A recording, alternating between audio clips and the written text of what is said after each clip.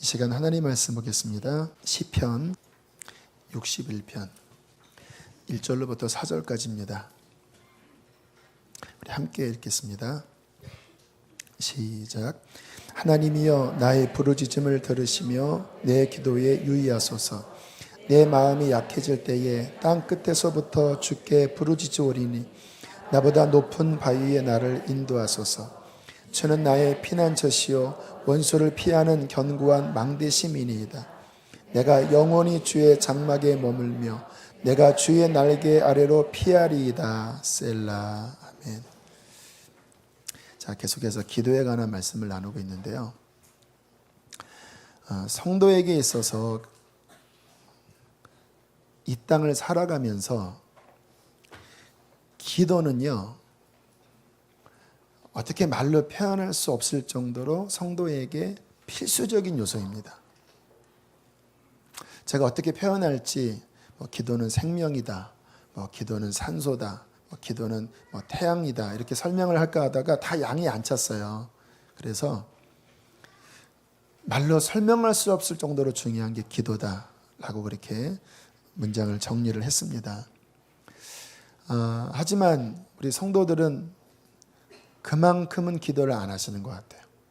정말 중요하다면 기도를 해야 되는데 마땅히 해야 할 만큼의 기도는 잘 안 하는 것 같아요. 이렇게 집회 때는 좀 와서 뜨겁게 하시는 것 같고 하는데 평상시에는 우리가 해야 할 만큼 기도를 하는가, 중요성만큼 기도를 하는가 아쉽지만 그렇지 못한 분들이 많이 있습니다. 여러분, 왜 그러냐면요, 우리는 이 세상에서 거듭난 영을 가지고 죄와 싸워야 하고 사탄과 싸워야 하고 세상 권세와 싸워서 이 길을 뚫고 나아가 주님 나라까지 가야 될 자들입니다. 평탄한 길을 걸어가는 게 아니라 우리의 힘으로 감당할 수 없는 길을 걸어가는 자가 우리입니다. 현실이 그래요.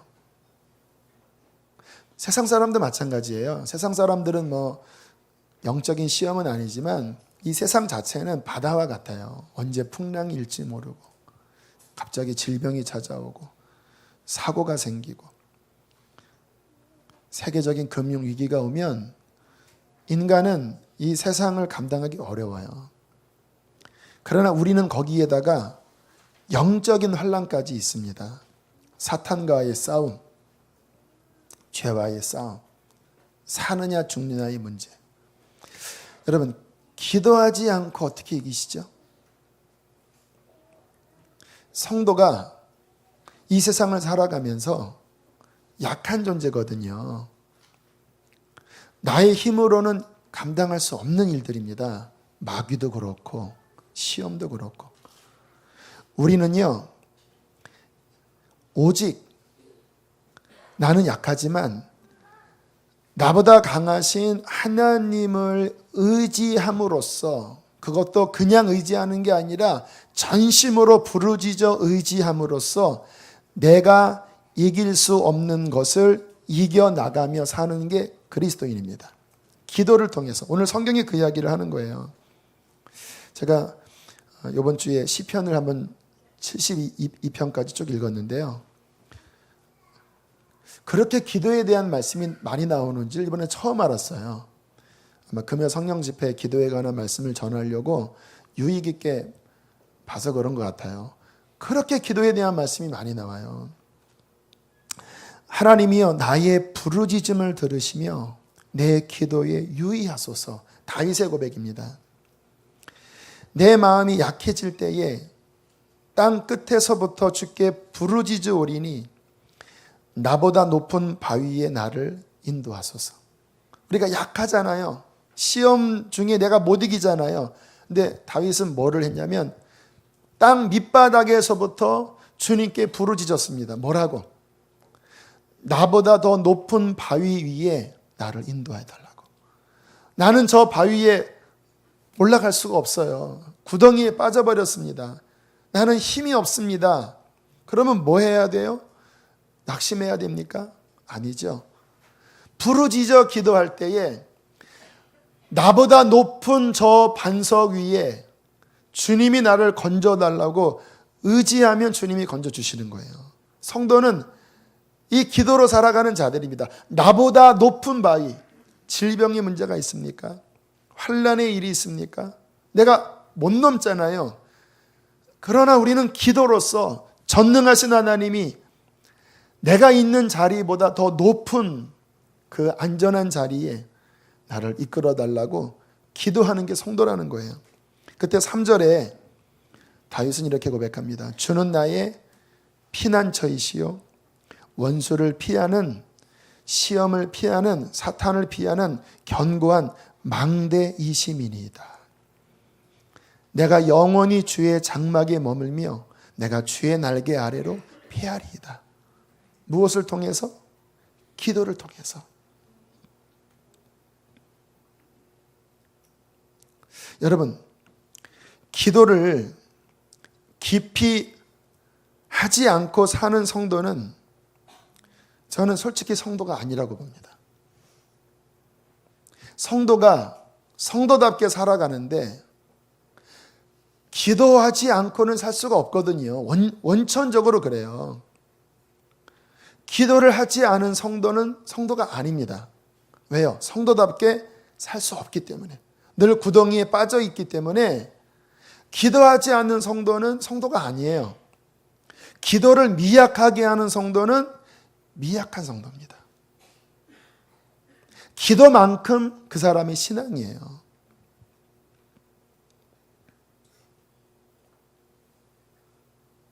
여러분, 제가 좀 전에 이 세상은 우리의 힘으로 감당할 수 없는 세상에서도 그렇고 영적으로도 그렇고 그런 시험이 있다고 말씀을 드렸는데, 그러나 그것만이 성경 말씀은 아닙니다. 성경은 뭐라고 말씀하시냐면 거듭난 하나님의 자녀들에게 이 세상의 시험, 또 사탄의 권세, 육신의 연약함을 능히 이길 자원을 이미 그리스도 안에서 다 주셨다고 말씀하십니다. 우리는 나의 연약함과 한계를 보고 낙심할 자들은 아니에요. 왜냐? 성경 말씀을 보면 이미 그리스도 안에서 승리할 완전한 자원이 우리에게 이미 허락되어 있습니다. 뭐 되어 있다고요? 허락되어 있어요. 가끔 이렇게 낙심한 성도들이 내가 이 문제를 이길 수 있을까? 이 죄를 이길 수 있을까요? 이렇게 상담을 해오면요, 저는 당연히 이기죠 그래요. 왜? 우리에게 주신 하나님의 은혜가 우리의 연약함보다, 세상의 시험보다 훨씬 큽니다. 주님이 우리에게 주신 은혜가 시험보다 부족하다면 하나님은 불완전한 하나님일 거예요. 그러나 우리 하나님은 완전한 하나님이고 능력의 하나님이고 우리의 구원을 부족하게 이루신 분이 아니라 십자가에서 다 이루신 분이에요. 주님이 저에게, 제가 그런 부분에 염려할 때 저에게 확신을 시켜주셨습니다. 말씀을 가지고. 성부 아버지 하나님이 너를 위하고 계시고 그 아들 성자 예수를 너를 위해 선물로 주셨고 성령 하나님을 보혜사로 네 안에 주셨는데 너는 승리할 수 있다. 삼위일체 하나님이 전폭적으로 너를 돕고 있으니까. 두려워하는 저에게 주신 주님의 위로의 말씀이었거든요. 그러나 기억하셔야 합니다. 이 모든 자원이 우리에게 허락되어 있다는 거예요. 허락. 근데 허락되어 있는 것과 그것이 실제 내 것으로 사용되어지는 것은 다릅니다. 허락됐지만 쓰지 않으면 무용지물이에요. 내게 주어졌지만 뜯어서 사용하지 않으면 내게 아니에요. 내 거지만 유효하지가 않다는 거예요. 여러분, 택배가 왔습니다. 선물이 왔어요. 포장지로 쌓여 있어요. 뜯어서 그 안에 있는 것을 잡아서 그 용도대로 써야 내 거예요. 허락되어 있지만 뜯지 않으면 내 게 아니에요. 여러분, 하나님이 우리에게 엄청난 자원을 주셨지만 그것을 내 것화, 실제화 시키는 길은 기도밖에 없습니다. 그게 성경의 원리예요.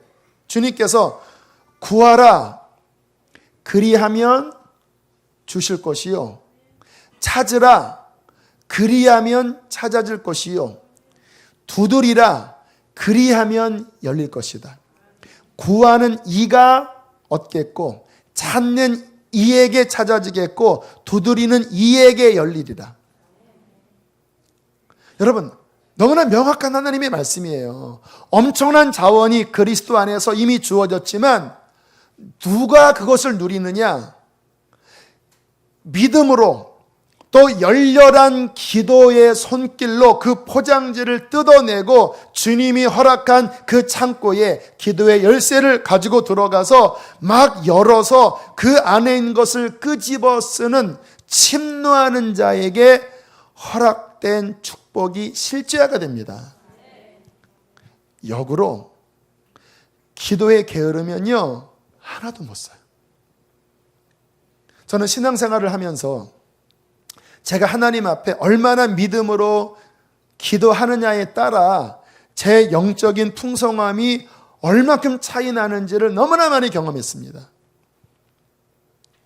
막 목마르고 갈급할 때 막 어떤 기도원에 가서 막 7시간, 8시간씩 기도했던 적이 있어요. 와, 얼마나 충만하게 회복되는지요. 정말 그냥 주님과 그냥 내 영혼이 너무나 깊이 연합해서 나를 누르고 있던 모든 눌림으로부터 그냥 며칠 사이에 다 해방이 되어버렸어요. 어떻게 했을 때? 기도에 깊이 헌신했을 때. 그런데 그 은혜가 내게 허락돼 있었지만 기도가 점점 밀릴 때는요, 마귀에게 공격당하고 영은 상처투성이고 무기력하고 마음의 확신도 없어지고 얼마나 헤매는지 몰라요. 이게 참 극과 극이잖아요. 주님이 함께 하시는데 기도를 덜 할 때의 내 영적의 그 침울한 상태와 주님 앞에 기도를 열렬히 활용함으로써 주님이 내게 이미 주신 그 은혜의 선물을 막 벗겨서 마시고 입고 먹고 사용하고 그때 누리는 풍성함은 하늘과 땅 차이라는 거예요. 오늘날 많은 그리스도인들이 풍요 속의 빈곤이라고 엄청난 하나님의 자원들이 이미 주어졌지만 극히 일부분밖에 못 쓰는 거예요. 그리고는 늘 눌려있고 영혼은 상처받아 있고 시험에서 못 일어나고 이게 신앙생활의 온전한 모습이 아닌데 나는 왜 이렇게 실패하지? 당연하지요. 기도를 그것밖에 안 하시니까 그렇죠. 하나님이 무능력한 게 아닙니다. 하나님의 은혜가 부족한 게 아닙니다. 이미 다 주셨는데 여러분이 합법적으로 그 은혜를 사용할 기도의 헌신이 너무나 빈약한 거예요. 얼마큼 기도하십니까, 여러분? 고개를 들라. 이 질문을 피해가지 마십시오. 얼마큼 기도하십니까? 식사 기도 정도 하십니까? 아이고, 아침에 일어나서 오늘도 기도 못했네. 그렇게 기도 못하고 하루하루 지나가는 그 날들이 일주일에 2, 3, 4, 5 그렇게 채워져 가고 있지는 않나요? 언제 한번 내 속 심령 깊은 곳에서 막 쏟아지는 그 애절한 기도를 했던 기억이 혹시 언제예요? 한 10분만 하면 기도가 지루해지고 기도하려 치면 부담스럽고 혹시 그렇지 않습니까? 그러니까 우리의 삶에 너무나 빈약함이 우리에게 주어질 수밖에 없는 거예요. 여러분, 기도하지 않는 자는 바보 같은 자입니다. 풍요 속의 빈곤, 엄청난 자원을 이미 허락받았는데 거의 쓰지 못하는 바보 같은 사람 있잖아요. 왜 안 썼어요? 기도하지 않아서.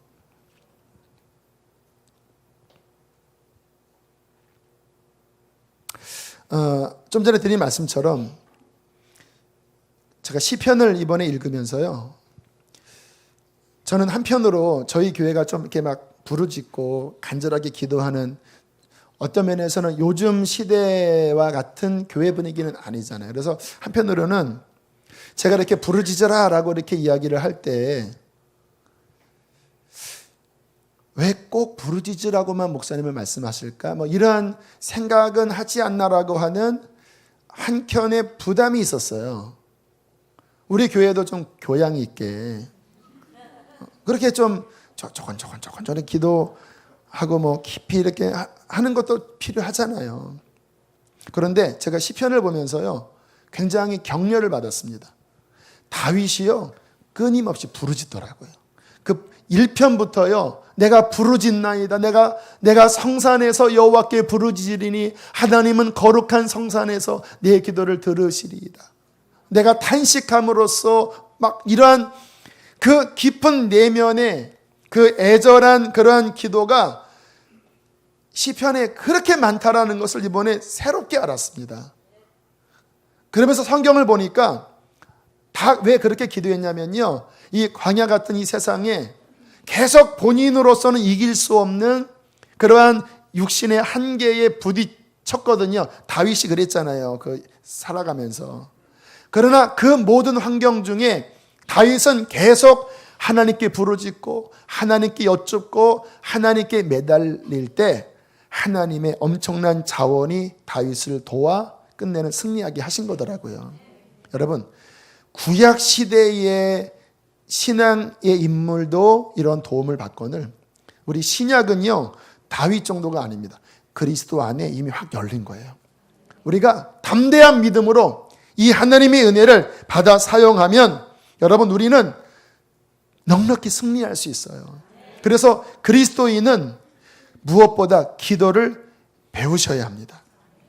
이게 저의 고백이에요. 저는 제 삶에 감사했던 게 뭐냐면, 많이 부족했던 게 참 지나고 나니까 감사했던 것 같아요. 제 삶에 부족함이 많았거든요. 그런데 부족함이 많은 만큼 기도로 다 승화시켰어요. 제 안에 왜 간절함이 생겼느냐?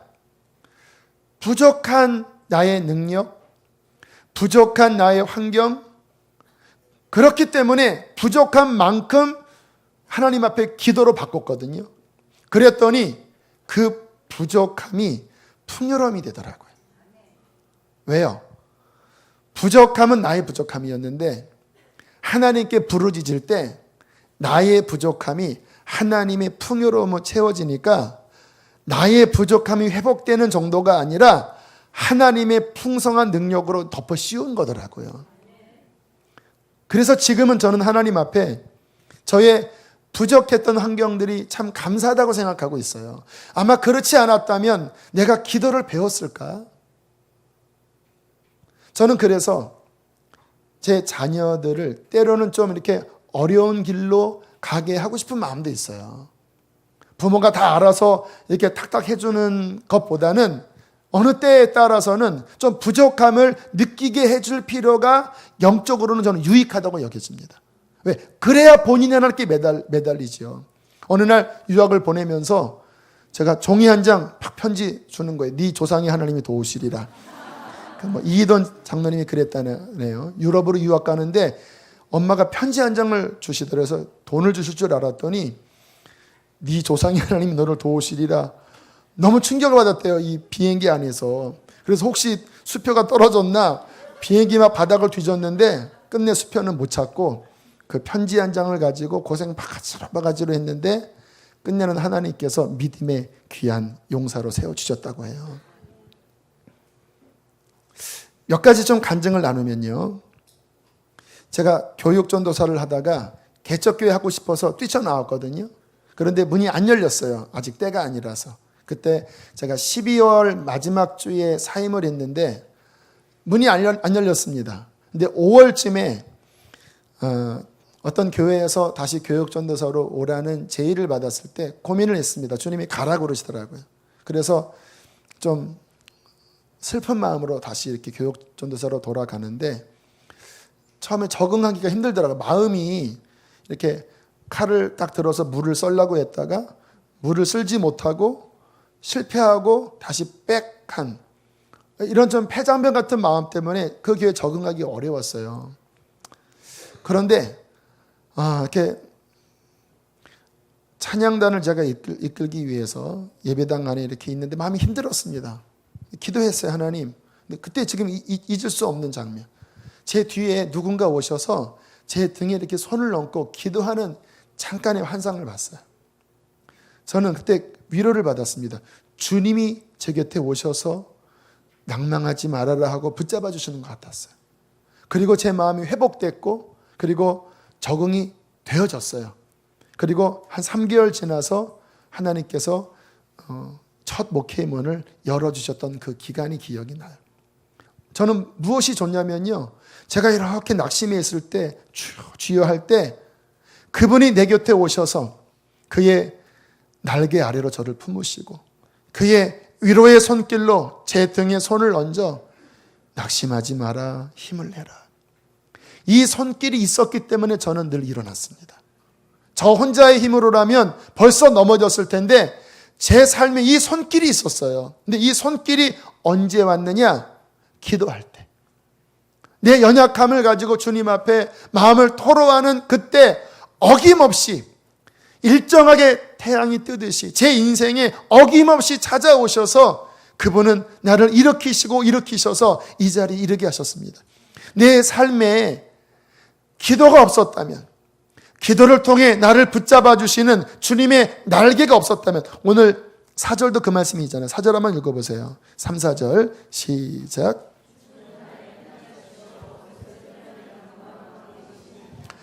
내가 영원히 주의 장막에 머물며 내가 주의 날개 아래로 피하리이다. 할렐루야. 나의 견고한 망대, 주님의 그 안전한 품, 그 날개 아래, 그 안으로 기도할 때마다 그 안으로 들어가서 나보다 높은 바위 위에 나를 두시는 하나님의 손길이 있었기 때문에 여기까지 왔습니다. 가장 근래에 있었던 일은 이 교회 이제 부지 매입이에요. 2년을 더 계약을 해야 되겠다라는 생각을 하다가 부결됐잖아요. 근데 지금 생각해 보면 하나님의 정말 인도하심이었어요. 여러분, 이 분위기에서 2년 버틸 수 있을 것 같아요? 지금도 이 주차 이 주변 난리예요, 난리. 쌩 난리예요. 주차 안내하는 이 교역자들이 지난주에 근심 어린 얼굴로 막 이야기를 하더라고요. 목사님, 너무너무 위험해요. 막 이 앞에서 막 확 유턴해 들어오고, 막 주차 막 아무 데나 하고 막 확 들어오고 하는데 사고 날 것 같아요. 앞에 막 세우고. 지난주에는 요 오차에서 막 전화 왔어요. 어떤 분한테. 여러분, 이 2년 버틸 수 있겠습니까? 지금 엥게디에서 예배드리고 주일날에도 하나님께서 막 기도하게 하셨거든요. 저는 너무 답답해서요. 이 탄천 걸을 때마다 하늘을 보면서 하나님께 따졌습니다. 하나님, 하늘 아래 땅들이 저렇게 많은데 세상 사람들은 다 저렇게 건물 하나 다 주인인데 하나님, 우리 갈 데가 없습니까? 상가도 우리 받을 데도 없고, 하나님 이 주변에 뭐 평당 막 1,000만 원이라고 그러고, 주님 어떻게 해요, 어떻게 여기 2년 더 있어야 되나 이러고 있다가 주변에서 때가 됐습니다, 이제 기도해야 됩니다, 하나님이 열어주십니다, 이런 기도의 응답의 소식들이 자꾸 들렸어요. 교역자 그때 함께 모여서 6월 달이었나 7월 달이었나 이 부분을 놓고 상의하는데요, 하나님의 마음들을 막 쏟아내더라고요. 앞으로 전진하라 하십니다. 담대하게 나가라고 하십니다. 그리고 정말 하나님이 문을 열어주시어서 땅이 계약되게 하시고 내년 어떤 11월 이전에 가야 돼요. 아무튼 주께서 문을 여신 것은 기적입니다. 그냥 이렇게 된 게 아니에요. 주 앞에 부르짖을 때에 나보다 높은 바위 위에 그 손길이 건지셔서 우리를 인도하시는 거예요. 우리의 삶에 기도가 없다면, 알아서 되겠지 그렇게 산다면요, 우리의 삶에 하나님의 도우심은 극히 미미하게 될 거예요. 그냥 인간적인 수준의 어떤 그것밖에 되지 않을 거예요. 그러나 우리가 전능하신 하나님 앞에 정말 기도한다면 그는 우리보다 높은 바위 위에 우리를 두실 것입니다. 여러분, 영적으로도요, 제가 보니까 빈익빈 부익부더라고요.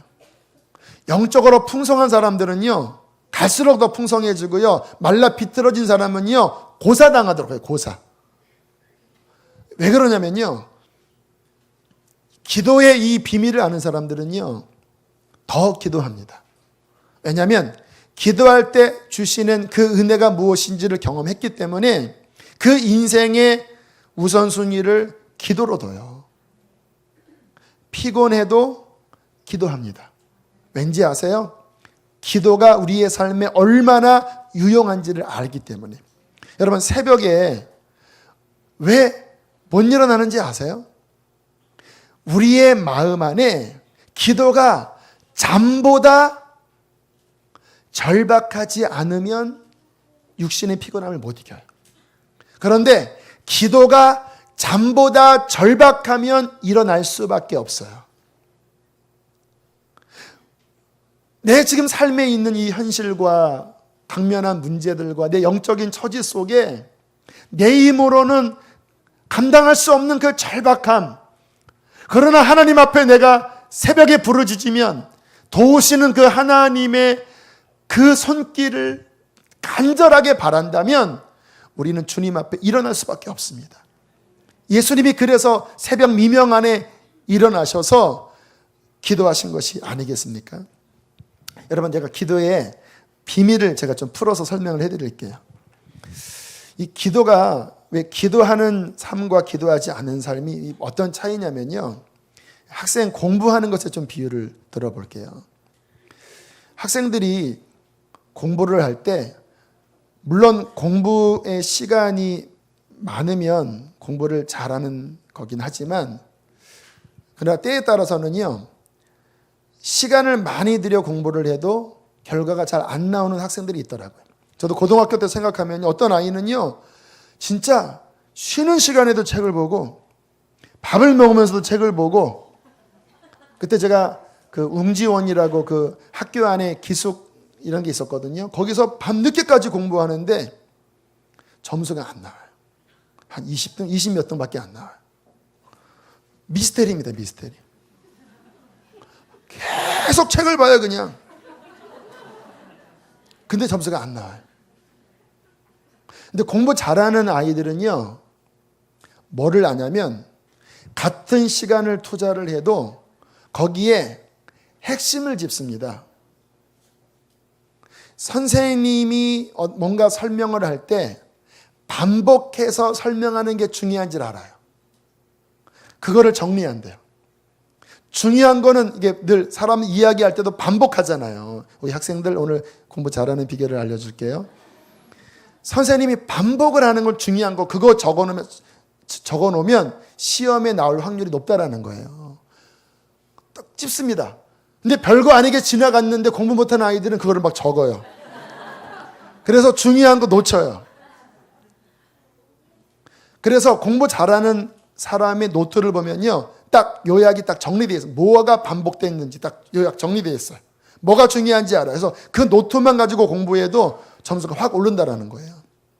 제가 아는 어떤 분은 미국 가서 유학 시절에 처음에 이게 미국 유학 가도 이 강의가 거의 이해가 안 된대요. 그런데 매주마다 막 책을 막 몇 권씩 읽어서 레포트 써야 되고 하는, 너무나 막 스트레스 받는 게 유학 생활이라고 하더라고요. 너무 막 괴로워하는데 성경을 읽었대요. 근데 창세기 1장을 보는데 태초에 하나님이 천지를 창조하시니라. 이 말씀이 어떻게 눈에 들어오냐면 서론이 결론이다. 서론이 결론이다. 이렇게 막 깨달아지더래요. 이게 뭡니까 했더니 서론이 결론이다.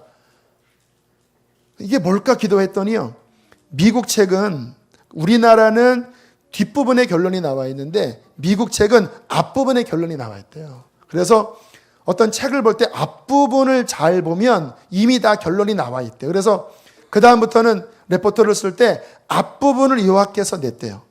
그랬더니 점수가 좀 올라갔다 그러더라고요.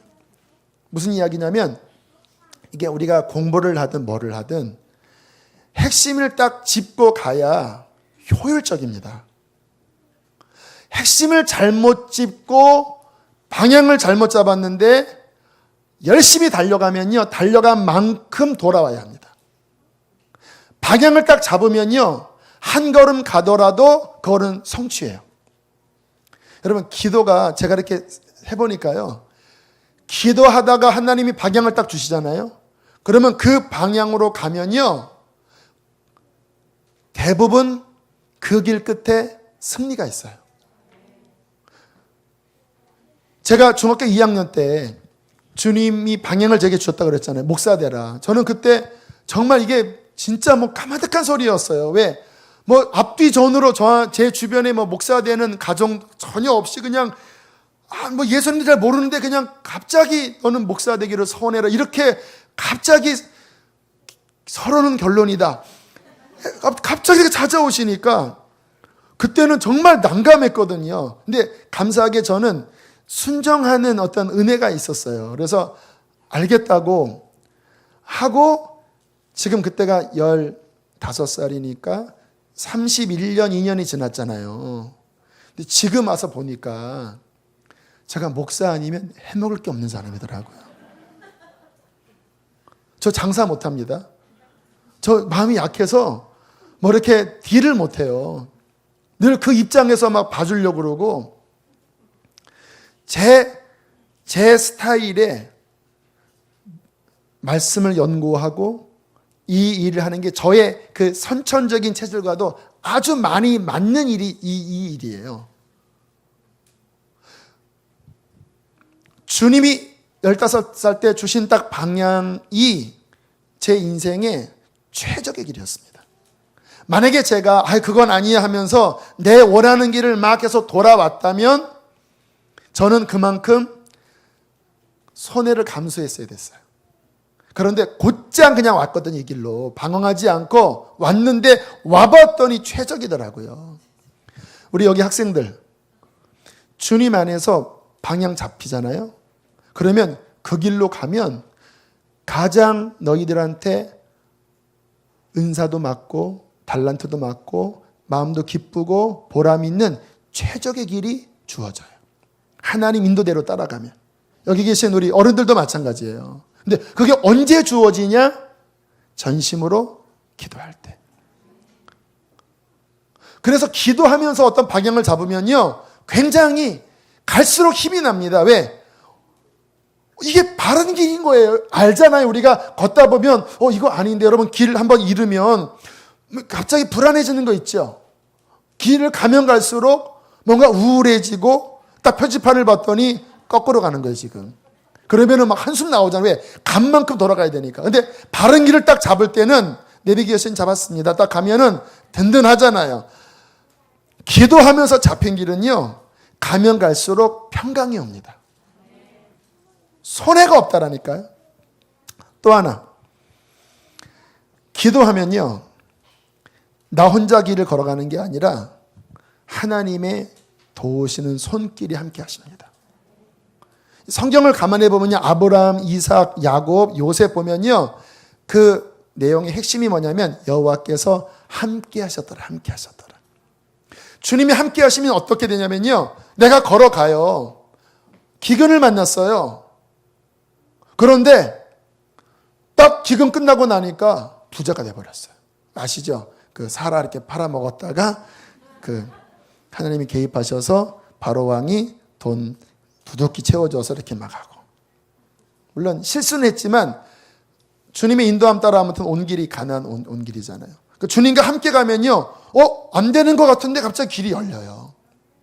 이삭도요, 가는 곳마다 우물이 터졌고 농사를 지면 너무 잘 됐는데 주변에 있던 그 토속 부족들이 했던 말이 뭐냐면 너를 보니까 하나님이 너와 함께 하신다, 그렇게 이야기를 했어요. 요셉도요, 벌거벗겨서 쫓김 당했잖아요. 그런데 가는 곳에 종살이를 하든 옥살이를 하든 하나님이 그 삶에 함께 하세요. 그래서 뭔가 막힐 것 같은데 풀어져요. 바닥을 친 것 같은데 꼭대기에 올라가 있어요. 신기하잖아요.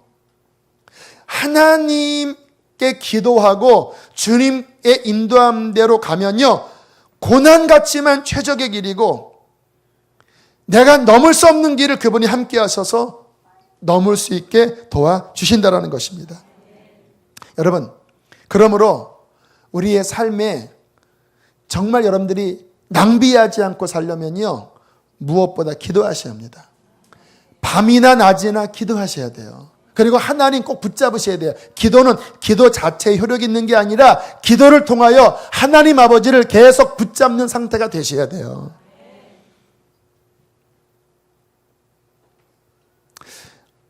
말씀 준비하면서 그런 기도를 했습니다. 하나님, 오늘 예배하러 온 사람 가운데 기도가 약해져 있는 사람이 있다면 다시 기도를 회복시켜 달라고.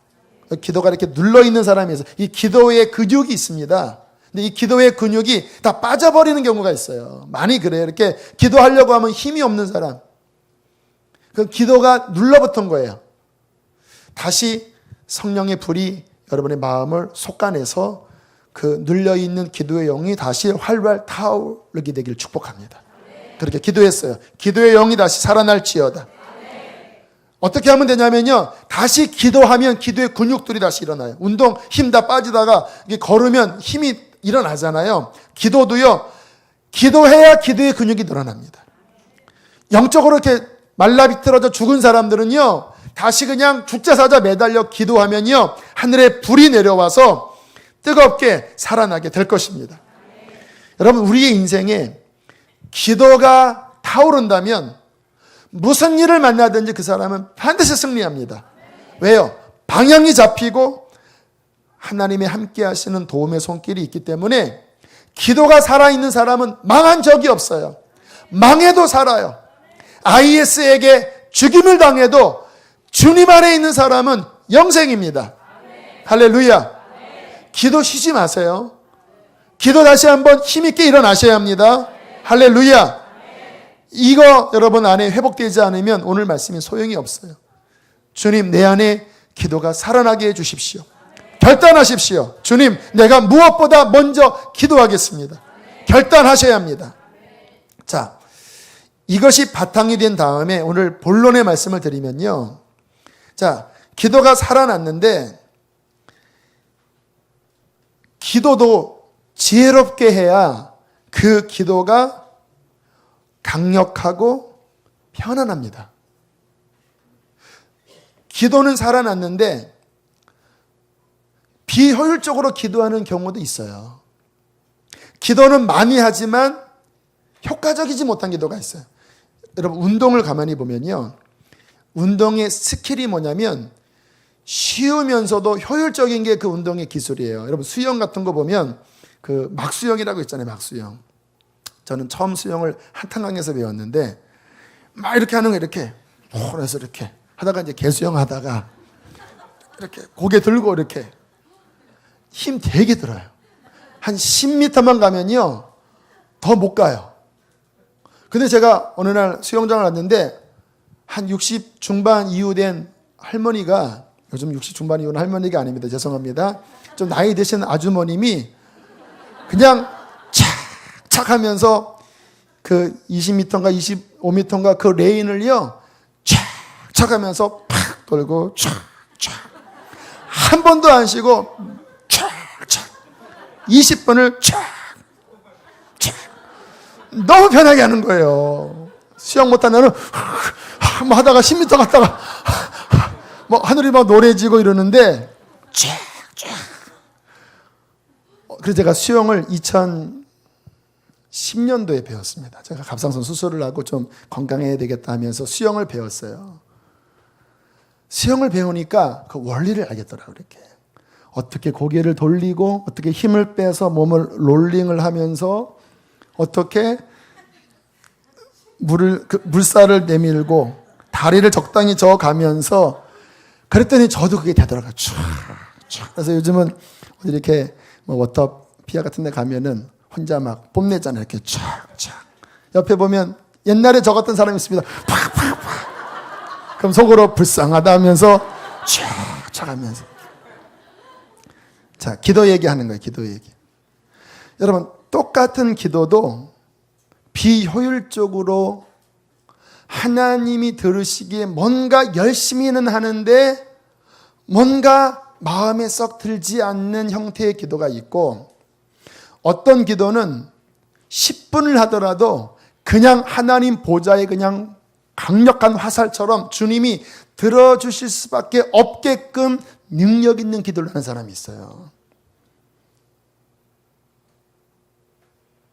여러분, 어떠한 기도가 주님의 심장을 움직이는 기도인지 아세요? 하나님의 말씀에 계시된 대로 그 말씀을 확신 있게 붙잡고 드리는 기도가 하나님의 심장을 움직이는 능력의 기도입니다. 여러분, 이 법조인들이 이제 변호하고 또 어떤 검사가 어떤 부분들을 파헤치고 할 때 법적인 근거의 조항을 적절하게 적법하게 딱 끄집어내서 민법 몇 조 몇 항에 의거하여 이 사람은 무죄입니다. 이러한 상황은 이미 공소 효력이 지났습니다. 그게 합법하면요, 그 말에 힘이 있습니다. 그리고 판사는 그 법전에 의거하여 합당한 근거 있는 호소에 대하여 손을 들어줄 수밖에 없습니다. 왜? 그게 정의로운 거니까. 여러분, 기도도 똑같아요. 내가 드리는 기도가 하나님의 계시된 말씀에 의거하여 그것 안에서 하나님께 호소할 때 의로우신 재판장이신 그분은 그 기도대로 움직일 수밖에 없습니다. 제가 얼마 전에 한 영상을 들었더니 그런 어떤 글을 읽었더니 그런 내용이 있더라고요. 이게 아마 오늘 이 내용이 적용이 되는 말씀이에요. 이 판사가 지금 어떤 사람의 이 송사를 이렇게 받을 때 지금 이 사람이 어떤 법적 조항에 의거하여 이 상황에서 모면할 수 있는 법적 조항이 있는데 이 사람이 그거를 주장하지 않으면요, 판사가 그 이야기를 못한대요. 법에 걸린대요. 지금 이쪽 변호사나 이쪽 검사가 이 사람한테 몰아서 어떤 그 재정적인 손해배상을 하라 이제 막 이렇게 따지는데 판사가 보는데 이게 지금 공소기한이 지난 거예요. 그런데 이 사람은 그걸 몰라요. 그러면 말하고 싶어도 못한대요. 이 사람은 당해야 된대요. 그래서 어떤 판사가 어떤 그 노인이 한 10년 전에 본인의 가족인가 누가 재정적인 어떤 빚을 지고 그 빚이 가족한테 갔는데 이쪽 무슨 보험인 어떤 회사에서 금융회사에서 한 10년이 지났는데 그거를 걸고 와서 전 재산을 지금 다 빼앗으는 다 그 손해배상해라 이 지금 재판이 걸린 거예요. 근데 이 노인은 뭐를 모르니까 본인이 법적인 걸 몰라서 그냥 울면서 나가 이거 재산 뺏기면은 나는 이제 끝장납니다. 좀 선처를 바랍니다. 그렇게 이야기를 하는데 보니까 공소시한이 이미 끝난 거라 그 조항만 이야기하면 이거는 무죄래요. 근데 판사가 너무 가슴이 아파서 아니 저 아저씨 제가 어떻게 운다고 도와드릴 수 없습니다. 근데 아는 변호사가 있으면 한번 다시 검토 한번 해보세요. 더 이상 제가 말을 해드릴 수는 없고 한번 검토해보세요. 그리고 옆에 있는 자기가 아는 후배 변호사한테 눈짓을 줬대요. 그랬더니 그 후배 변호사가 뭔가 낌새를 차리고 원래 이쪽 변호는 아니었는데 서류를 보니까 몇 조 몇 항에 의거하여 몇 년 이내에 청구하지 않으면 효력이 이미 끝나버린 거예요. 그래서 한 10분 정도 그거를 쳐갖고 다음 재판 때 이렇게 보냈더니요, 이 할아버지가 승소를 했대요. 이게 무슨 이야기냐면요, 우리가 하나님 앞에 기도를 할 때 주님의 말씀에 계시된 그 조항에 적법하게 근거한 것을 내가 붙잡고 하나님 앞에 의의 호소를 드리는 것과 그런 것 붙잡지 않고 그냥 내 신세 한탄하듯이 하나님 이것 좀 어떻게 해주세요라고 하는 것과 기도의 힘이 다르다는 것입니다. 여러분, 기도는요, 그 핵심이 뭐냐면요, 믿음입니다. 믿음. 믿음이 결여된 기도는 기도가 약해요. 그래서 주님이 자꾸 응답 주실 때 네가 믿느냐라고 믿음을 점검한 게 뭐냐면, 응답을 가져오는 그 힘은요, 그 사람 안에 있는 믿음이에요. 근데 믿음은 어떠한 믿음이냐? 하나님의 약속된 말씀에 근거된 게 믿음이에요. 그 말씀을 본인이 알고 이게 주의 뜻이니까 하나님 이렇게 들어주셔야 되지 않겠습니까? 왜? 주님이 이렇게 말씀하신 거니까. 이 상황에서 주님은 응답하실 수밖에 없는 것이 아닙니까? 벌써 이게 말이 되잖아요. 하나님 앞에 나아갈 때 그냥 내 신사 안 되나 듯이 하나님 그냥 이 좀 불쌍히 여기 좀 이거랑 주님의 말씀에 분명히 이 부분 이렇게 말씀하신 것 아닙니까? 왜 안 들어주십니까? 이로우신 하나님이 주님은 들어주실 수밖에 없습니다. 주여, 왜? 건방진 기도 같죠? 성경은 안 그래요.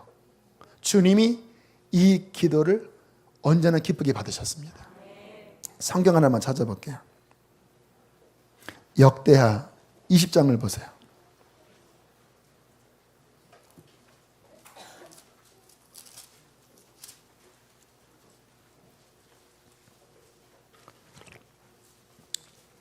여호사밧 왕이 나옵니다. 그 19장 끝에 보면 여호사밧이 아시아라고 하는 나쁜 왕과 좀 교제하면서 하나님께 좀 책망을 먹었어요. 그 다음에 아니나 다를까 전쟁이 벌어졌습니다. 우리 1절 한번 읽어보실까요? 시작.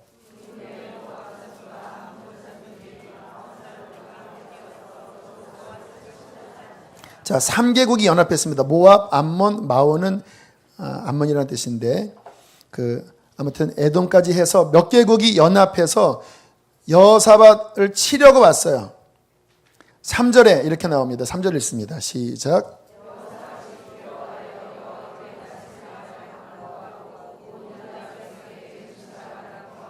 자, 두려워했지요. 왜? 본인이 좀 캥기는 것도 있었고. 근데 여호사밧은 믿음의 사람이었습니다. 그래서 간절히 구하면서 백성들과 함께 금식하며 기도하며 나갔어요. 자, 그런데 7절을 보면 여호사밧이 이렇게 기도합니다. 7절 한번 읽어보실까요? 시작.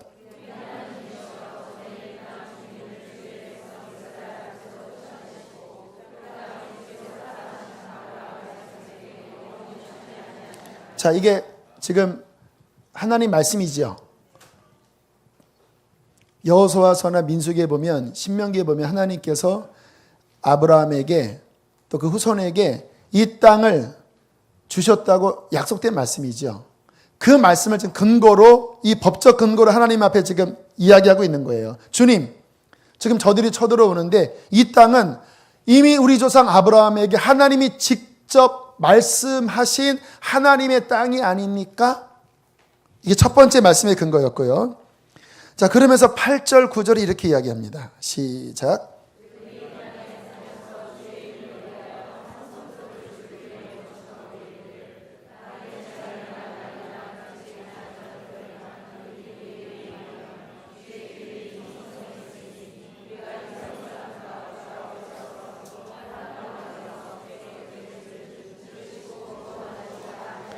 자, 또 말씀을 꺼냈어요.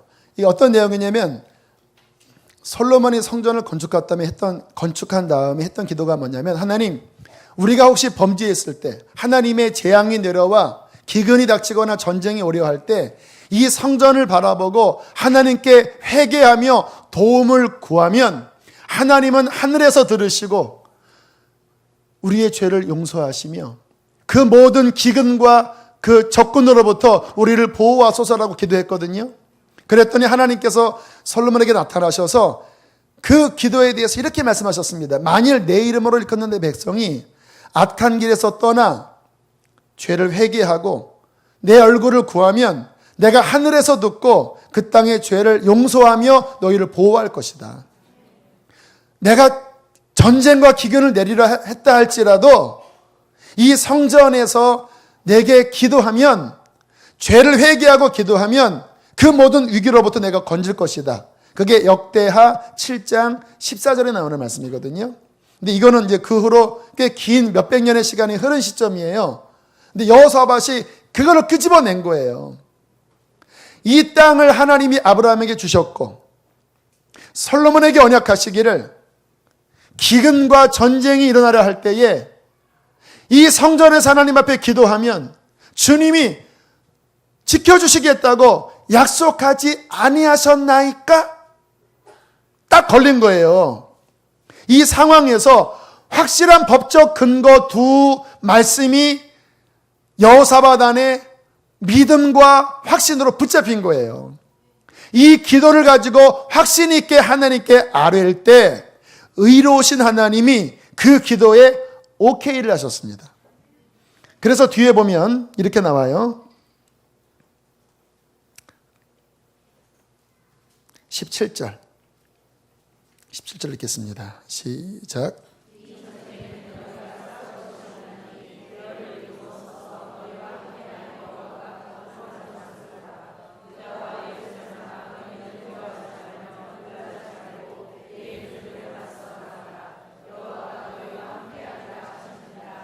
오케이. 내가 그 기도 응답하겠다. 왜? 법적 근거 확실하니까. 이 전쟁은 특별한 전쟁이 될 것이다. 너희가 싸울 게 없다. 내가 직접 싸운다. 그러니까 여호사밧이요 한술 더 뜹니다. 성가대를 앞에 세우고요. 앞에 적들이 막 떼거지로 몰려 있는데 성가대 가운을 입은 할렐루야 찬양대가 주님 앞에 찬양하는 거예요. 여호와께 감사하라. 그는 선하시며 그 인자하심이 영원하미로다. 이것도 어떤 말씀인지 아세요? 모세가 하나님 앞에 그 백성들을 용서해달라고 기도할 때 하나님이 자신의 이름을 알려주십니다. 여호와로라 여호와로라 은혜롭고 자비로우시며 노하기를 더디하시는 인자와 긍휼이 많으신 하나님이로다. 그 용서의 하나님의 약속이 있거든요. 구약 내내 이스라엘은 이 말씀을 붙잡았습니다. 우리는 죄인이지만 은혜롭고 인자하심이 영원한 하나님, 이것도 하나님의 하신 말씀 법적 근거를 가지고 이스라엘이 찬양한 거예요. 그랬더니 하나님의 복병을 내리셔서 그냥 서로 적군들이 서로 싸우다가 질이 멸렬하고 그 전장에 흩어진 그 노량물을 그냥 무더기로 막 건지는 대승이 일어났어요. 근데 여기에 핵심이 뭐냐? 하나님이 주신 말씀을 확신 있게 기도한 거예요. 여러분, 아까 말씀드렸듯이 기도는요, 믿음의 기도, 확신의 기도가 굉장히 중요합니다. 할 수 있거든 이런 식으로 하면 안 돼요. 하나님의 혹시 뜻이라면 이렇게 하면 안 돼요. 기도는요, 뜻이 아니면 안 해야 되고요, 뜻이면 확신 있게 해야 돼요.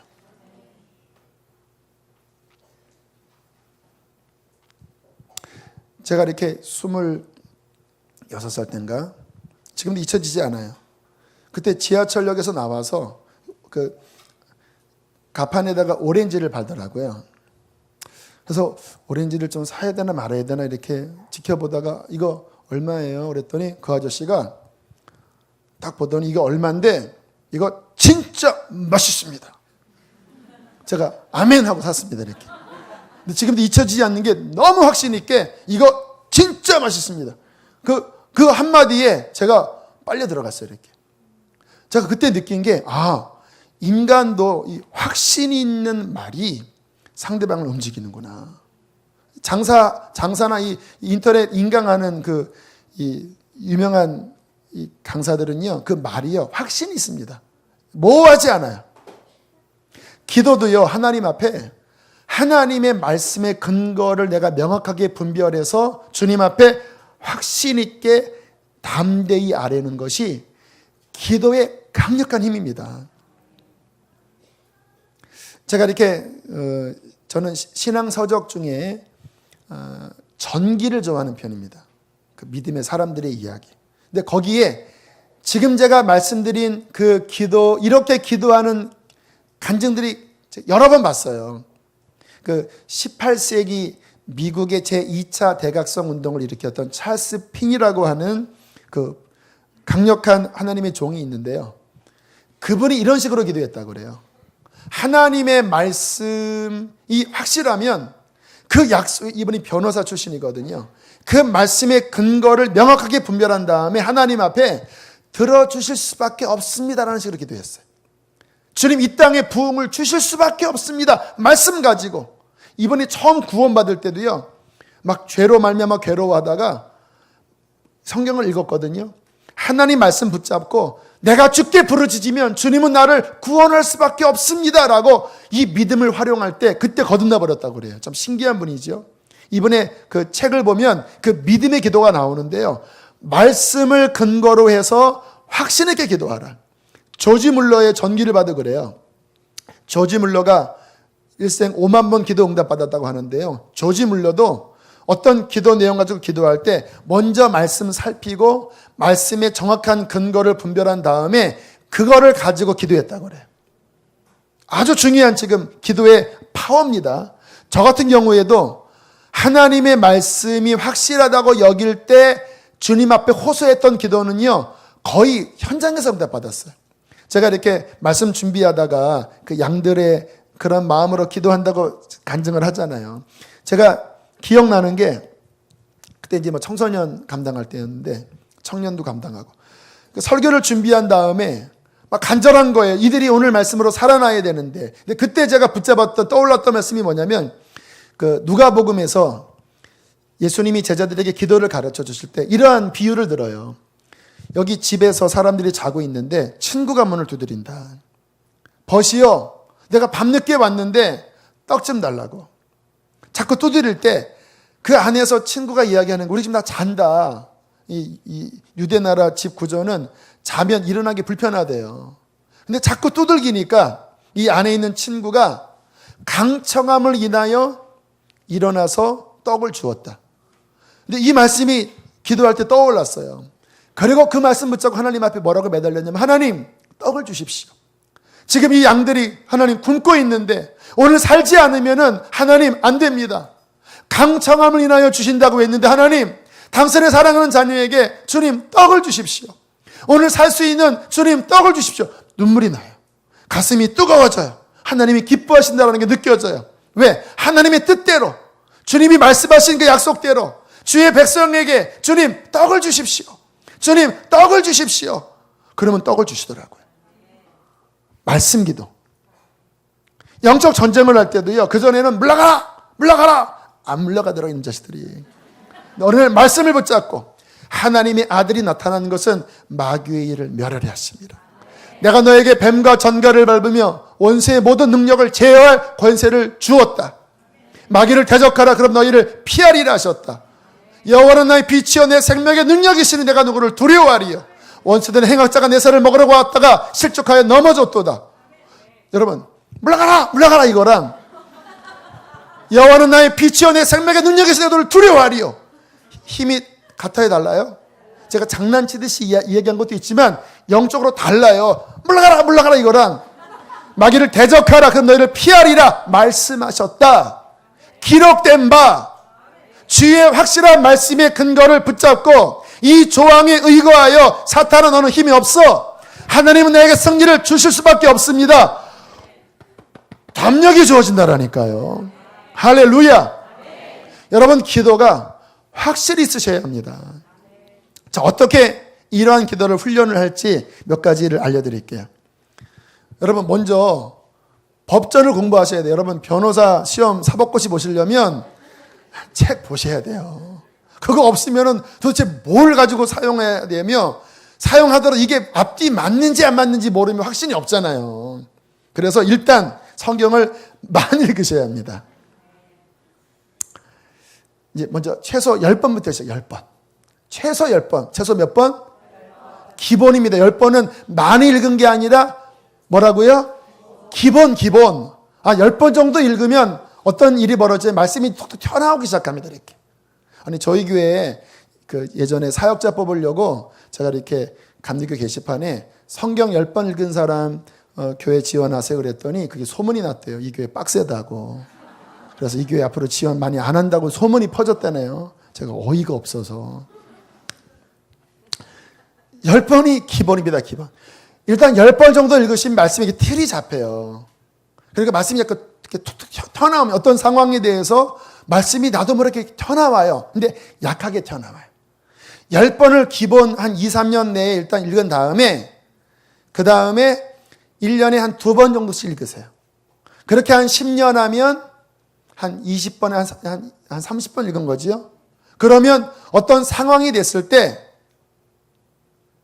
하나님의 말씀이 이 상황에서 어떻게 말씀하실까라고 하는 부분들을 찾기가 굉장히 쉬워집니다. 저는 20대부터 그 일을 했어요. 어떤 주제, 구원이면 구원, 회개면 회개, 천국이면 천국, 이 주제에 대해서 창세기부터 계시록까지 전체를 빨리 훑으면서 성경에서 뭐라고 말씀하셨나를 찾는 형태로 성경을 연구하기도 하고 설교를 준비하기도 했어요. 근데 그때는 그냥 어떤 내적인 이끌림 따라 했는데 지금 보니까 너무 잘한 거예요. 왜요? 그때 하나님의 뜻을 바르게 분별할 수 있기 때문에. 여러분의 상황이 지금 이 제목에 대해서 내가 기도를 하려고 할 때 그 주제에 대해서 성경은 뭐라고 말씀하시는지를 쭉 한번 여러분들이 살펴볼 정도의 훈련이 되셔야 돼요. 정 안 되면 좀 물어보시는데 언제까지 물어보겠습니까? 여러분 스스로 할 줄 알아야 돼요. 성경책은 짧은 책입니다. 짧은 책. 지금 제가 한 달도 안 되는 한 보름 좀 더 지났는데요. 구약 거의 3분의 2 가까이 정도 거의 읽었어요. 거의 아마 한 40일이면 구약 끝날 것 같고 이제 연말까지 신약만 아주 깊이 집중을 하면 이제 올해 성경 한 4번 읽고 신약은 좀 더 읽을 것 같아요. 성경은 짧은 책입니다. 짧은 책. 복잡하지가 않아요. 단순한 책입니다. 할렐루야. 성경의 근거가 아니면 여러분은 기도에 힘도 없고 신앙의 갈피도 못 잡고 헤매요. 헤매. 이게 훈련이 되면서 이 상황에 대해서 말씀을 분별해서 찾잖아요. 그러면 그 찾은 말씀을 가지고 성령 안에서 기도해요. 주님의 기뻐하는 뜻이면 성령께서 불을 주실 거예요. 그러나 그게 아니면 하나님께서 또 기도를 바꾸실 텐데 예를 들겠습니다. 질병이 찾아오잖아요. 저는 붙잡는 말씀이 있어요. 저가 채찍에 맞으실 때 너희가 나음을 입었도다. 치유는 십자가에서 이미 주님이 이루신 거예요. 이거를 믿음으로 붙잡고 하나님, 저는 이미 치유를 받았습니다. 왜? 주님이 채찍에 맞으실 때 이미 저는 해결됐습니다. 시험이 올 때 이길 수 없잖아요. 약속의 말씀이 있잖아요. 감당할 시험밖에는 당할 것이 없나니. 주님, 이 시험은 감당할 수 있는 시험입니다. 감당할 수 없다면 주님은 피할 길을 주실 것입니다. 가족 구원, 주 예수를 믿으라. 그러면 너 안에 집의 구원을 얻으리라 하셨습니다. 나는 주님을 확실히 믿습니다. 약속을 이루어 주시옵소서. 내가 약해질 때 오늘 말씀처럼 내가 땅끝에서부터 부르짖으리니 주님, 나보다 높은 바위 위에 나를 두어 주시옵소서. 내가 약할 때 주님은 강하십니다. 죄를 지을 때 자백하면 저는 미쁘시고 이로우사 모든 불의에서 나를 깨끗게 하실 것이라고 말씀하셨습니다. 한때는 전 그런 기도도 했어요. 같은 죄를 너무나 많이 넘어졌는데요. 주님, 베드로에게 70번씩 7번이라도 용서하라고 말씀해놓고 나한테는 그렇게 안 하시겠습니까? 근데 주님이 실은 내가 너무 낙심이 있으니까 그 말씀을 떠오르게 하셨어요. 내가 베드로한테 그렇게 해놓고 너한테 안 하겠느냐. 근데 저는 그걸 또 붙잡아서 주님, 베드로한테 말씀해놓고 저한테 안 하겠습니까? 그러니까 주님이 말씀을 이렇게 그대로 받아서 친다라는 표현보다는 받아서 화답을 하는 거예요. 이렇게. 그때 주님은 기뻐하시게 될 것입니다. 지혜가 부족하다. 그러면 지혜가 부족하다는 후히 주시고 꾸짖지 아니하사 주께 구하라. 그러면 주시리라 하지 않으셨습니까? 힘이 있죠. 말씀에 근거가 없는 사람은요, 이게 길까 말까 하면서 기도가 흩어져 버려요. 근데 말씀을 딱 붙잡으면 기도줄이 확 잡힙니다. 그리고 이 오렌지 맛있습니다. 할렐루야! 담대한 믿음의 기도를 통해서 하나님은 역사해 주십니다. 자, 그래서 말씀을 딱 분별했으면요, 확신 있게, 담대하게 주님 앞에 이렇게 전진하듯이 기도하셔야 돼요. 지금 이 기도는 응답 받아야 되는 기도면요, 주님 앞에 확신 있게 가지고 나가셔야 돼요. 성경은요, 할 수 있거든 이런 식의 기도를 좋아하지 않는다니까요. 그 찰스 피니가 제일 책망했던 게 뭐냐면 모여서 사람들이 기도회를 하는데 이렇게 기도하더래요. 하나님, 주의 뜻이거든 우리에게 성령을 부어주시면 좋겠습니다 하고 일어나면서 아무도 확신을 안 하더래요. 피니가 그거를 보고 꾸짖었대요. 할 수 있거든이라니, 주의 뜻이라니, 이미 성경에 성령의 세례를 주신다고 하는 건 하나님이 이미 명확한 뜻 아니냐, 하나님 모독하는 거냐, 지금 이런 식으로 접근을 했어요. 모독하는 거냐, 주신다고 했는데 뜻이거든, 할 수 있거든, 모독하는 겁니까? 그러니까 피니는요, 담대하게 하나님 성령의 충만함을 주겠다고 말씀하지 않았습니까? 그리고 막 도시를 위해서 기도할 때요, 도시의 부흥의 역사가 일어났습니다. 이게 미국의 유명한 2차 대각성 운동, 피니를 통해서 가는 곳곳마다 죄악이 관영한 도시에 피니가 가서 기도하면요, 하늘문이 열리고 그 지역에 하나님의 거대한 부흥의 불길이 일어났어요. 근데 이거의 핵심은 뭐냐? 믿음의 기도, 말씀에 근거한 믿음의 기도, 확신 있게 기도해야 되고, 마지막은요, 기도가 응답될 때까지 담대하게 끝까지 나가셔야 돼. 그 피니가 하는 말이에요. 포기하지 않고 될 때까지 불을 짓는 거예요. 나의 욕심이 아니라 하나님의 그 뜻을 위하여, 약속을 위하여, 하나님, 요즘 우리 교회는 하나님의 부흥을 위해서 기도하잖아요. 하나님, 이 수지 땅에 하늘문을 열어주십시오. 하나님, 부흥을 주십시오. 아버지 하나님, 성령을 물붓듯이 부어주시어서 물이 바다를 덮음같이 여호와의 영광을 인정하는 것이 세상에 충만케 해주십시오.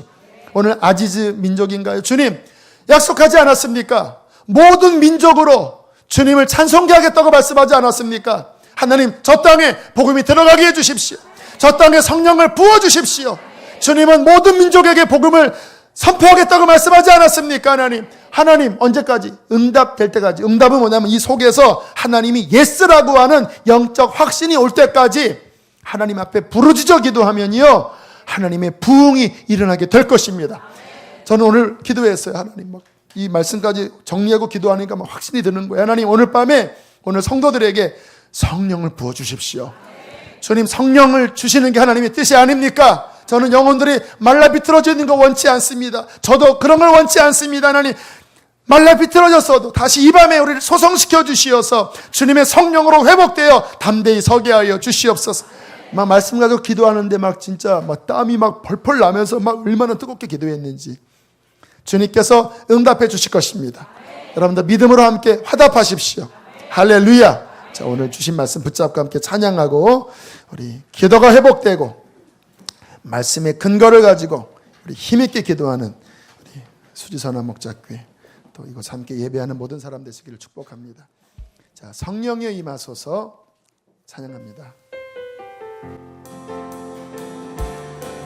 믿음으로 약속을 붙잡고 성령이여 임하소서, 메마른 나의 심령 위에 주님의 은혜에 담비 내려 나를 흠뻑 적셔주. 약속을 믿으시면서 주의 권세 주의 능력 지금 이 시간 임하셔서 악한 권세 모두 깨뜨리고 주님 나라 임하소서.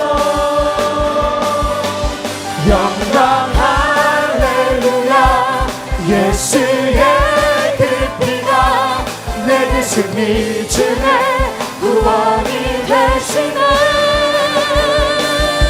영광 할렐루야. 예수의 이름이 하늘문이 열렸습니다. 소망이 되시네. 다시 한번 믿음으로 성령이여 임하소서, 메마른 나의 심령 위에 주님의 은혜에 담비 내려 날 흠뻑 적셔 주옵소서. 주의 권세 주의 능력 지금 이 시간 임하셔서 악한 권세 모두 깨뜨리고 주님 나라 임하소서. 영광 할렐루야. 예수의 그 피가 내게 승리 주네 구원이 되시네. 영광 할렐루야. 예수의 이름이 능력되네. 소망이 한 번 더 믿음으로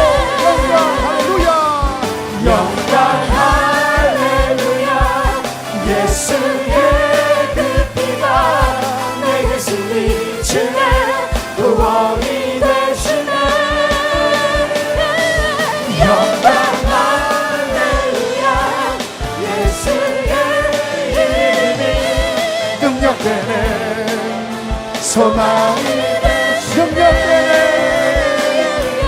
능력되네 소망이 능력되네 소망이 되신 성령이 오셨네